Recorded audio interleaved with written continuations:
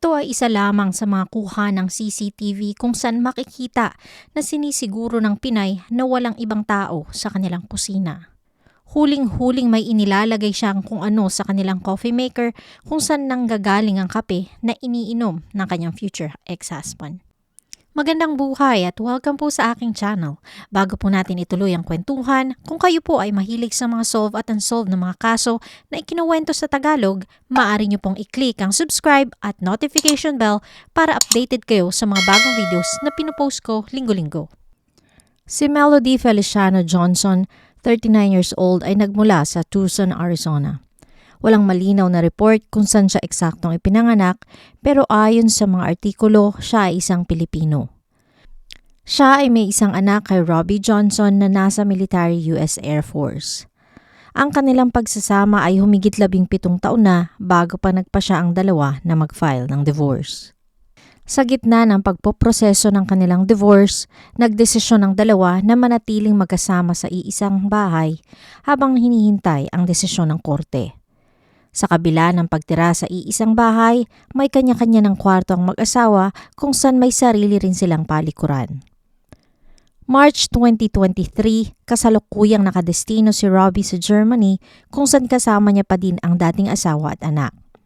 Ayon sa kanya, isa sa kanyang routine ang pagkakape bago pumasok sa trabaho. Inihahanda na niya ang coffee maker gabi bago siya pumasok.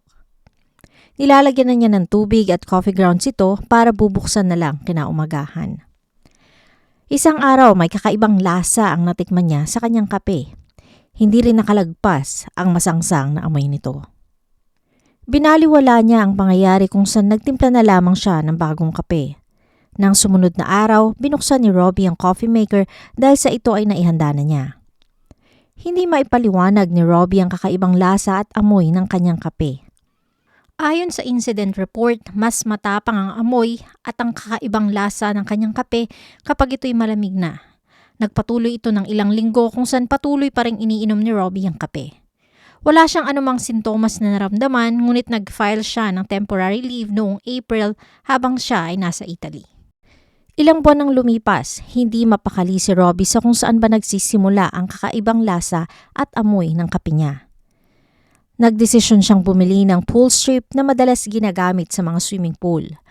Ito ay para matest ang taas ng level ng chlorine o ibang chemical na nasa tubig. Ang pagkakaroon ng mataas na level ng chlorine sa tubig ay maaaring makapagdulot ng sakit sa balat, sakit ng tiyan at kapag sobrang dami ng nainom, maaari itong makalason. Ang chlorine ay hindi lang natatagpuan sa swimming pool. Maaari ding magkaroon ng mataas na level ang tubig na iniinom natin. Ito ang unang pumasok sa isip ni Robbie, kung kaya't naisipan niyang itest ang mga tubig sa kanilang gripo. Nag-iiba-iba ang kulay ng strip kapag inilibog mo ito sa tubig. Sa mga ginawang test ni Robbie sa kanilang mga gripo, lumabas na nasa normal na level naman ito ng kinakailangang mga substances. Gusto mang itanggi ni Robbie na maaaring may ginagawang kalokohan ang dating asawa sa kanyang kape, mas nanaigang curiosity niya na malamang kung saan ba talaga nagmumula ang kakaibang lasa ng kanyang kape. Isang umaga pagkaalis ng dating asawa, sinubukan ni Robbie ang pool strip sa tubig na nakalagay sa kanilang coffee maker. Hindi siya makapaniwala sa nakita. Naging kulay purple ang pool strip kung saan nagsasabi ito ng mataas na level ng chlorine. Itinapon niya ang tubig ngunit may kung anong matapang na amoy ang naiwan dito. Hinugasan niya ang kettle at nilagyan ng tubig mula sa kanilang gripo. Tinest niya uli ito at lumabas ng walang anumang problema ang kanilang tubig tulad ng mga nauna na niyang pagtest dito. Isa na lang ang nakikitang maaaring dahilan ng mataas na level ng chlorine sa kanilang tubig.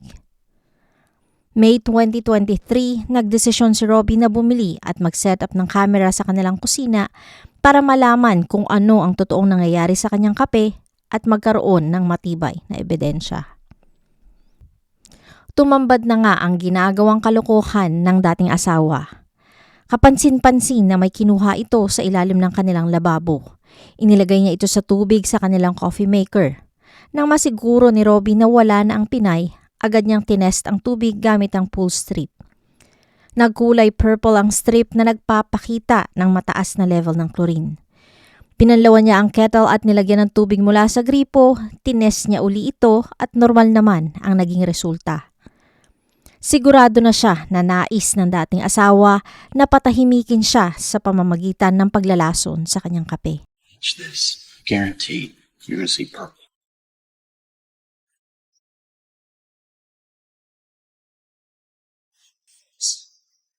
Wow.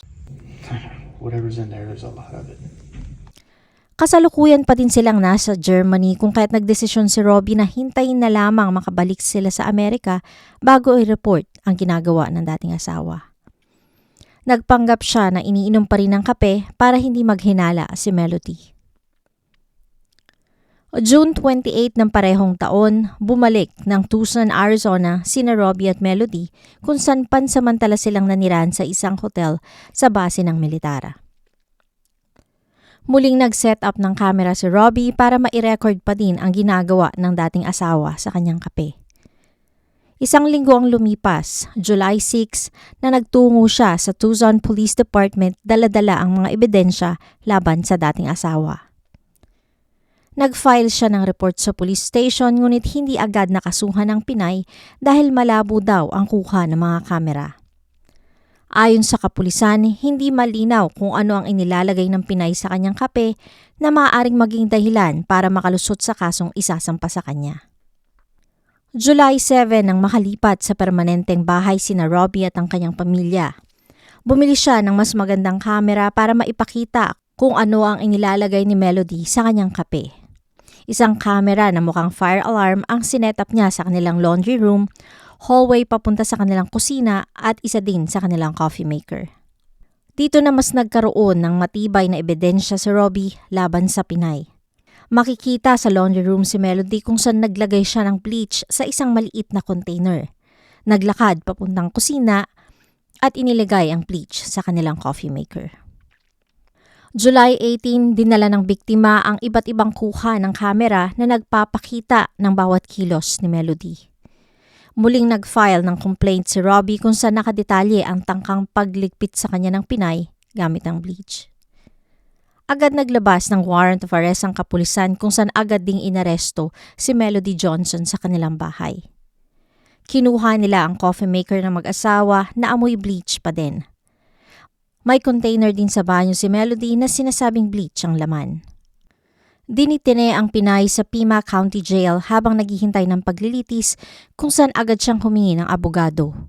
Itinaas din ang piyansa niya sa halagang $250,000 dahil pinaniniwala ang maaaring tumakas papuntang Pilipinas ang akusado kung saan bumili siya ng bagong bahay kamakailan.